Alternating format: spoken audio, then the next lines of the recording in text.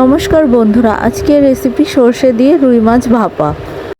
এর জন্য আমি এখানে নিয়ে নিয়েছি রুই মাছের রিং পিস।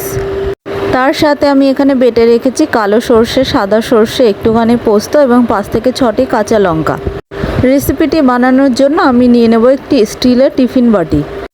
টিফিন বাটির মধ্যে আমি একে একে মাছগুলোকে সাজিয়ে নেব। এরপর মাছের মধ্যে দিয়ে দেবো বেটে রাখা সর্ষে। তার সাথে দিয়ে দিতে হবে পরিমাণ মতো নুন এবং হলুদ।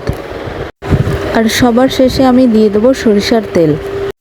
প্রত্যেকটি উপকরণ দেওয়া হয়ে গেলে আমি মাছগুলোকে ভালো করে মেখে নেব।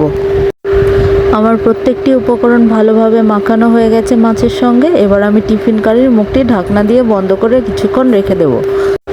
এবার একটি কড়াই নিয়ে নেব আর কড়াইতে দিয়ে দেব সামান্য পরিমাণে জল। ওই কড়াইয়ের জলের মধ্যে এবার টিফিন বাটিটি বসিয়ে দিতে হবে। এবার কড়াইয়ের মধ্যে বসানো বাটিকে 20 থেকে 25 মিনিট মতো ঢাকা দিয়ে রেখে দেব। 20 থেকে 25 মিনিট রাখার পর আমার রেসিপিটি সম্পূর্ণভাবে তৈরি হয়ে গেছে।